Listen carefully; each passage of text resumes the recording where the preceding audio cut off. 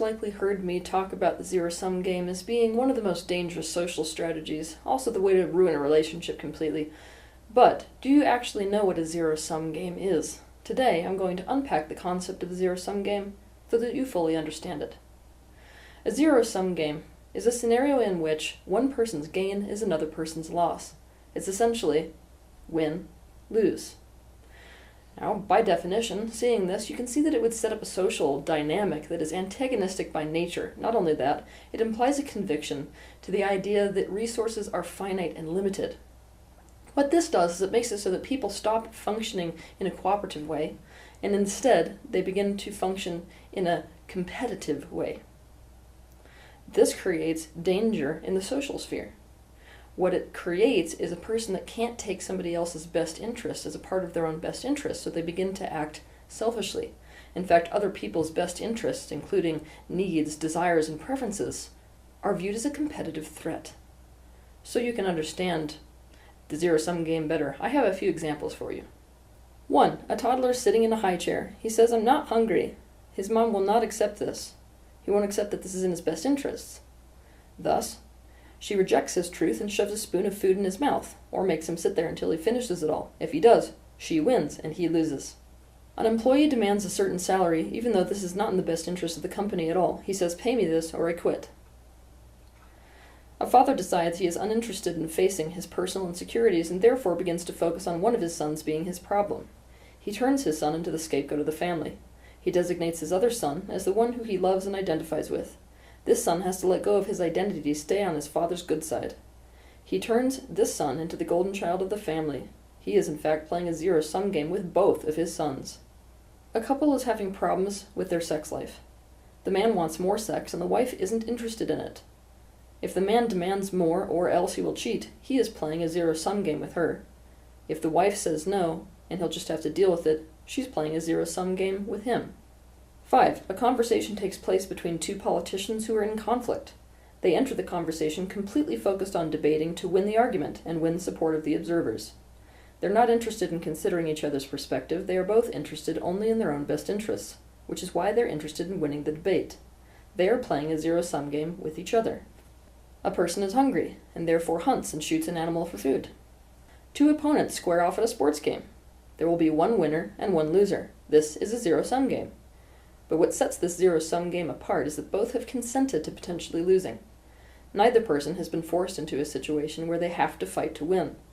Both are consciously engaging in this zero-sum game for mutual best interests, such as the improvement or expansion of their craft, or the mutual opportunity to add to one's personal achievement record. The zero-sum game is the hallmark of dysfunctional relationships. Any type of social group will develop zero-sum games if they're in a dysfunctional state. This doesn't just include partnerships, this also includes company dynamics, and most especially, probably most importantly, family dynamics. In a dysfunctional family, what sets the stage for everything is the zero-sum game. The law of the land in a dysfunctional family unit is every man for himself. The reason that it's hard to recognize this is because people develop all kinds of different strategies in order to meet their needs for their own self-centered interests in this type of a family dynamic where the law of the land is every man for himself. For example, one person may turn into a dictator and start punishing people when they don't cater to his or her every whim. Another might begin to self-sacrifice entirely as an attempt to see themselves as saintly. But the thing is that the strategies that people pick for their narcissistic endeavor in a dysfunctional family unit becomes a lose-lose for everyone involved.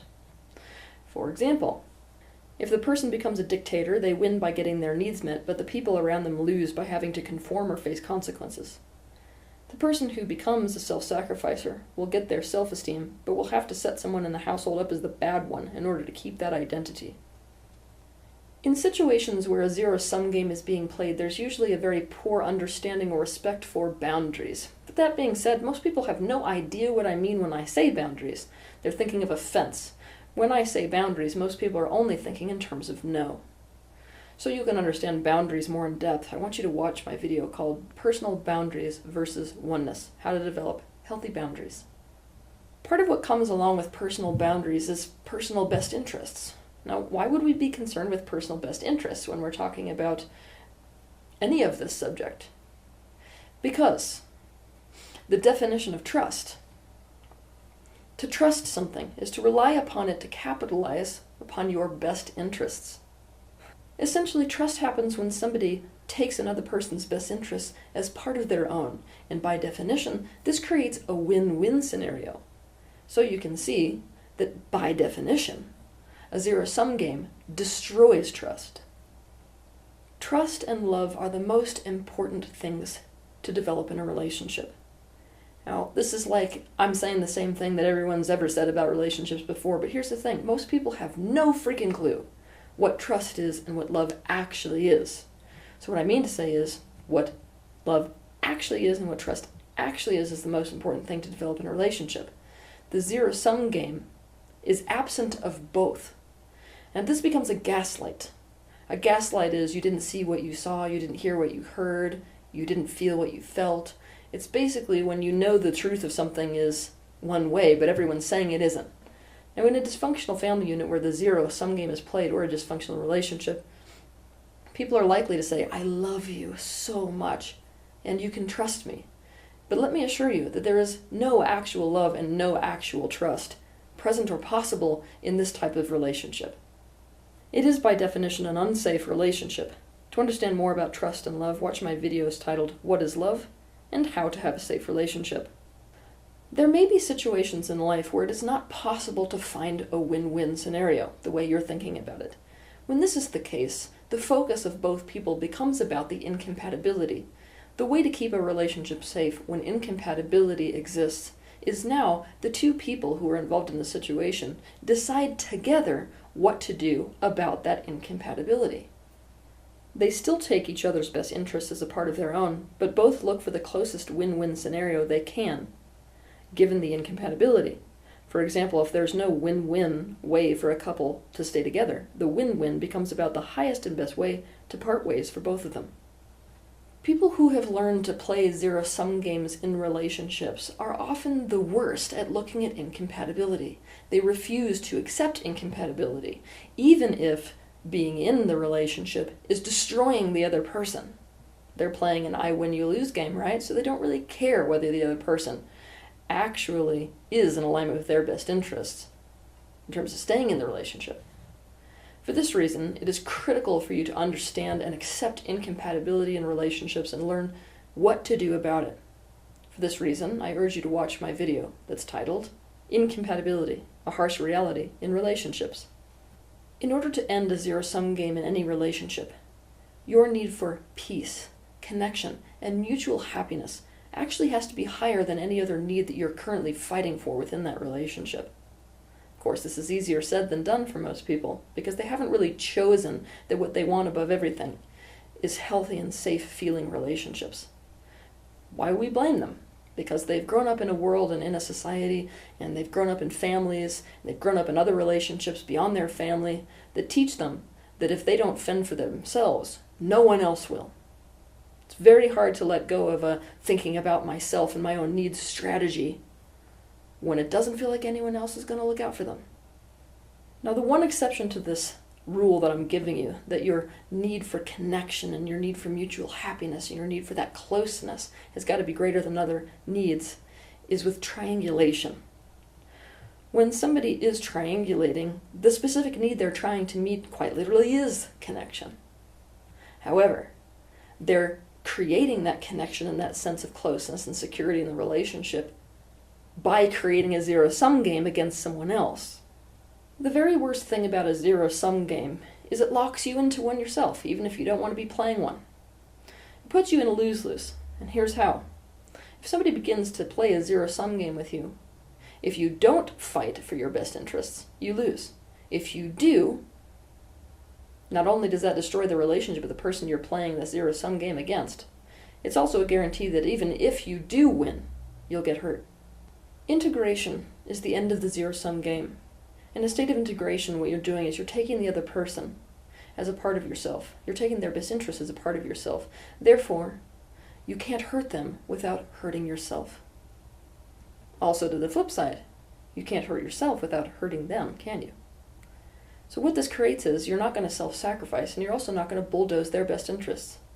You're going to commit together in all scenarios to find the highest and best win-win in any scenario. The second thing to do to end the zero-sum game is holding both love and trust, what they really are, as the pillars that you build your relationships between. There is a space between any two entities. This space we could call us. This space is in fact where a relationship develops, and that relationship can be treated like a third entity in the relationship itself, like a child. All relationships must be treated as if it is a child. Anytime you are playing a zero-sum game, you are in fact destroying that third entity, the relationship itself. You might as well be starving a child to death or abusing it. The win-win scenario is what strengthens this child that we could call the us, or the relationship itself. I also need to remind you that even if you do, quote-unquote, end a relationship, you're still in a relationship with that person. It's just a differently configured one. The reason is that this person didn't cease to exist in the universe the second that you stopped having a relationship with them. Therefore, there still needs to be a commitment to the win-win scenario. There still needs to be a commitment to the safe relationship, even though you've decided that what's safe or good for both of your best interests is not to be with each other anymore. For example, you're now ex-partners instead of partners, so there's still a third entity to take care of. The zero-sum game should never begin if you break up, so to speak. The commitment still needs to be to the highest and best win-win that can be found. A win-win scenario is the third element, or the third option, within any scenario. Our commitment needs to be to this third element. Now, finding this third element is very different than compromise in a relationship. For those of us that are interested in healthy relationships, compromise is in fact a dirty word. You might as well be swearing. A compromise is by definition an agreement or a settlement of a dispute that is reached by each side making concessions. Concessions implies giving something up that you don't want to give up. Therefore, what people are really saying when they're compromising is, I'll take a little pain, and you take a little pain. The thing you gotta understand about humans is that people can't actually do this. Most people aren't aware they can't actually do this. It's just they compromise, and then down the road, they're still feeling resentful. The reason is that if you give up something you don't want to give up and it causes you pain, that pain causes you to feel bad blood, or negatively, towards the other person who you've compromised for. It's a way to set your relationship up for failure. In a true win-win, even if you end up giving something up, the giving up of that thing won't in fact cause you pain. In fact, it won't feel like you're making a concession. It will feel like you found something that's also yeah, that alternative is also good for me. The zero-sum game is not really a relationship. It is I, me, and mine. Now, you can't actually do this in a relationship. Why? Because you have to accept that if you are going to stand squarely on the side of me, mine, and I, i.e. playing a zero-sum game, you run the very real risk of actually losing that relationship. Now, this is something that so many people in relationships have had to find out the hard way. This is something that companies have had to find out the hard way. So many marriages end because of this.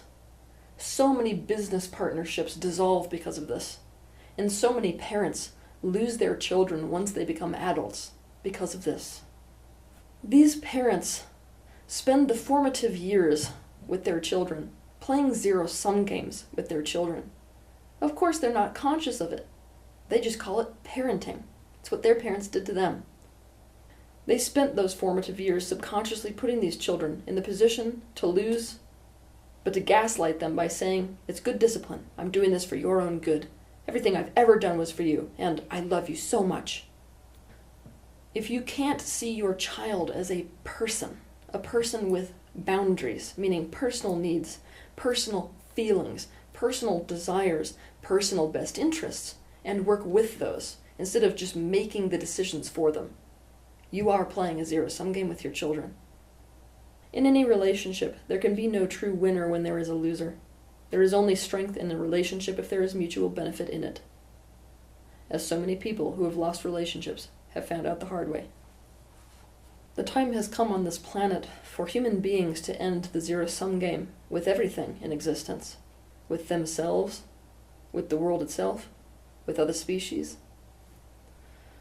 The thing is, in a relationship, if one person wins and another loses, or one being wins and another loses, both of them ultimately lose. The great history of wars on this planet should perhaps be the greatest teacher of this concept. Have a good week.